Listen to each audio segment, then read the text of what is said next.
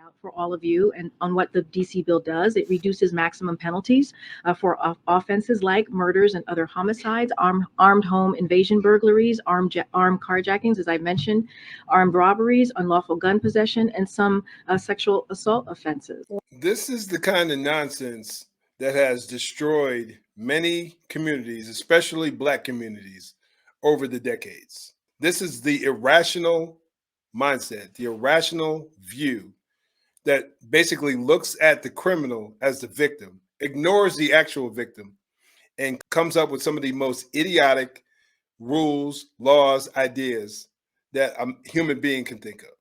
So there was a ton of pushback a couple of years ago when the District of Columbia, Washington, D.C., sought to enact a bill that would reduce the minimum or the maximum sentence for some of the crimes that was just mentioned in that video clip. There was a bipartisan group that fought back against these ridiculous laws.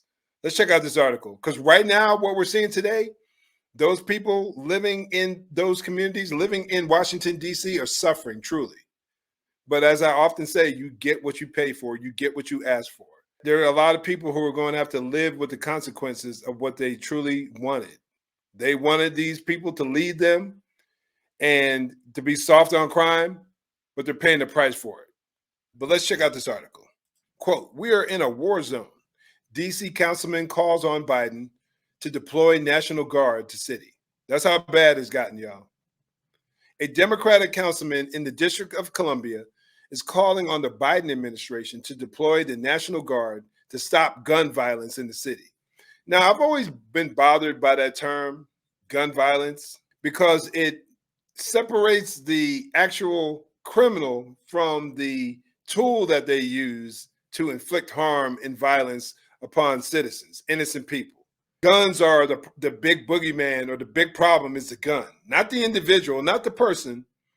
And if you flip the script and you look at the issue, the massive push over recent years to defund the police and all the criticism that the police received, all the unwarranted criticism that the police received, you specifically saw that the cop was the problem. The cop, the ideology, the mindset, or heard that the culture was the problem. But now that you have urban violence and you have thugs out there committing crimes, robbing and stealing, destroying cities, it's the gun. The gun is the problem. Miss me with that, y'all. That double standard just gets on my last nerve. In Washington, D.C., the homicide rate has increased by 28% and robbery by 60% since 2022. My goodness. Most of which are committed by minors. Even worse. I wanted to share this real quickly. This is from the Maryland Police Department, MPD, DC, their crime statistics year to year, comparing 2022 to 2023. And as mentioned in the video, homicide rate shot up. There were 126 homicides in 2022. There were 161 in 2023, a 28% increase. Sexual abuse went up by 15 from 79 to 94, up 19%. Assault with a dangerous weapon, increased by 4% from 849 to 884. Robbery from 1,296 to 2,077, an increase of 60%. Thefts are up. Arson's up 300%. Thefts up 25%. Motor vehicle thefts are up 114%. Now, there were some things that dropped. Burglaries went down by 5%. But overall, when it came down to the violent crime, the dangerous crimes, you saw a marked increase. According to crime statistics published by the DC Metropolitan Police Department, MPD, Democratic Councilman Trayon White Sr., who represents Ward 8 on the city council, has said that desperate times call for desperate measures, and that sworn and armed National Guardsmen are necessary to stop the violence, primarily in the Anacostia region. Quote, "We are clearly in a war zone. Rapid bursts of gunfire are heard all over the city. The presence of AK-47s and AR-15s are a danger to our community," White said, adding that MPD's officers were not equipped to combat the violence. "Handguns on our police are no match for artillery, for high-powered rifles in our communities. We know that officers with a handgun can't combat 3 people with an AR-15. Wasn't it just recently, a few years ago, when people were complaining about the police being militarized, trying to take away the weapons that they need to police because it was intimidating and gave them a military style look? But look at the weapons. Look at what they're dealing with. Look at what they have to fight against.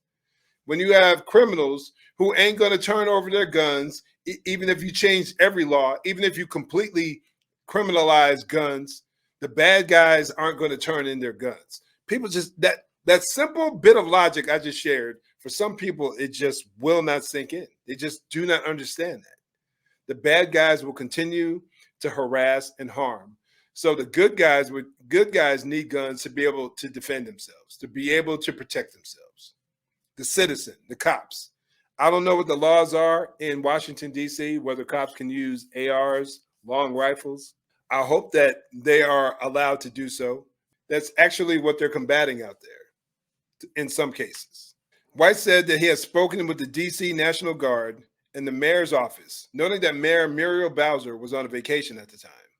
The deployment of the Guard necessarily involved the intervention of President Joe Biden, he said. We're looking to take our case to the White House and all those partners in between us and the president. White said in response to a question from the DCNF, unlike in states where the governor is the commander-in-chief of the National Guard, unless federalized, the president of the United States directly controls the DC National Guard. White said that he did not expect constitutional challenges to the deployment of the National Guard, since he would be working with legal experts to curate the Guard's deployment. He noted that DC authorities had requested specific details on the Guard's duties and scope of deployment in advance of a decision. Beyond deploying the National Guard, White pushed back against the notion of defunding the police, which have been called for by some federally elected Democrats. I want to dispel the myth that we're trying to defund the police. The issue right now in our community is that we don't have enough officers, don't have enough resources. Members of the community who attended the press conference echoed White's statement in comments to the DCNF, saying that the National Guard was necessary to stop gang violence, which have been killing young people. I don't understand why it is sometimes, and I know not everyone was pushing the defund the police movement, and I think that was actually a minority opinion, but there were more than enough people in positions of power who were advocating for that nonsense. But unfortunately, some people only learn until they actually go through the hardships. They don't have enough common sense to think through the repercussions of some of their ideas. We're not going to see anything done by using normal procedures. We need the National Guard. I truly think we do. They should have the power of arrest and patrol like the DC police, said Rock Twyman, who had come to watch White's remarks. We had a carjacking down the street. I'm a senior citizen. I'm frightened. And again, these are the voices that are typically not heard, that are rarely ever heard when people talk about taking away police powers and defunding the police, abolishing the police, or reimagining law enforcement. The voice of the voiceless is typically the citizen who's living in these communities, who has to suffer from these bad ideologies. Quote, I've been here since 1960 and I'm tired, said Paul Kearney, a chaplain who lived down the street from the press conference, which itself was held at the site of a shooting that had killed 3 over the previous weekend. He added that the DC government had to, quote, start holding kids as adults, hold their parents responsible for the violence. You know, something as reasonable and rational as that statement, if it was somebody white oftentimes, or somebody conservative or Republican in general, yeah, you get criticized oftentimes for that. Donald Trump spoke and made statements like that, and he was called a racist, a bigot. But it's just reasonable thinking. That's all it is. You don't need a PhD to understand that if you don't have any cops policing in any community for that matter, but especially one that's riddled with crime, you will have a lot of problems. The DC government currently operates a pretrial diversion program for minor offenders, which enables some teenagers arrested for violent crimes to be released under supervision in lieu of confinement. This was criticized by Dr. Kevin Fields, the executive director of Fathers Factor, Inc., a group that works to persuade youths away from gun violence in DC, who attended the press conference. Quote, young juveniles are being arrested for carjacking and are being released the next day. The judges don't seem like they have the power, Fields said. We should be holding the people more accountable when they're committing these heinous crimes. The judges need more power. If the crime fits, we need to look at trying them as adults.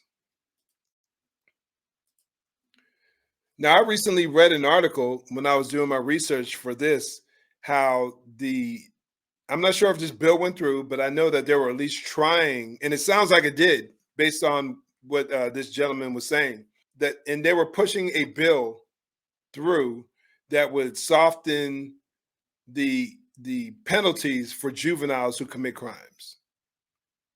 And man, I've been around long enough and in law enforcement long enough to know that I think kids, unless you're dealing with some single digit kids, 5, 6, 7, 8, 9, who are committing crimes, I think kids are wiser than we often give them credit for.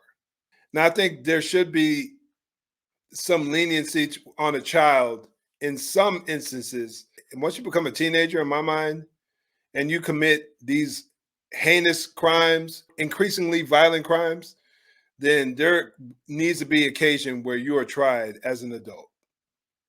You should not be automatically disqualified from being tried as an adult simply based on the fact that you're a teenager, or simply based on the fact that you're below 17, 18 years old. That doesn't make any sense to me. Fields also attributed the problem of gun violence, here we go with that term again, in the city to substance abuse, including the use of fentanyl-laced narcotics.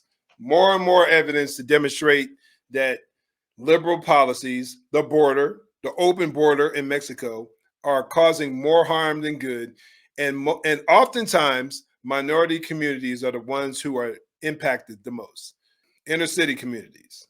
Most fentanyl in the United States is trafficked over the border with Mexico, where the Biden administration has been criticized by congressional Republicans and Democrats over its border security, or lack thereof, that would be better, and asylum policies that allegedly permit trafficking into the United States. There's no alleged, that's actually true. I'm not saying that he's openly saying, yes, bring dope, bring drugs in, but his policies are so lax and so lenient that that's something that just naturally happens as a result of their basically open border policies. Apart from whites, several mothers of children killed and maimed by gun violence in the city spoke with emotion at the conference, saying they feared for their own lives as well as those of their remaining children. Quote, my youngest son was paralyzed from the waist down. You can't go into the store with your kids in the car because you fear they're going to get shot, said Asia Tamimi, a community organizer whose children were shot. Quote, using high-powered weapons without training and while driving, you're going to hit innocents. Well, she wasn't lying. The unfortunate thing is these people vote in these individuals who are soft on crime and who allow crime, violence to flourish, criminals to flourish, crime to grow to the point to where you're fearful of just walking down the street. Somehow, many of them aren't able to make the connection that these are the people that we're voting in who are soft on crime. Therefore, these are the ones who are largely responsible for the escalating crime rate. So what we need to do is maybe bring in different people, bring in somebody else. But as I always say, the indoctrination is real. The idea of them voting for a Republican who's tough on crime, slim to none. It's going to take some pretty radical incident or situation in order for some people to wake up and see what's really going on. I'd love to know what y'all think. How should this situation be handled? But before you go, make sure you check out this video right here. I think you'll appreciate it.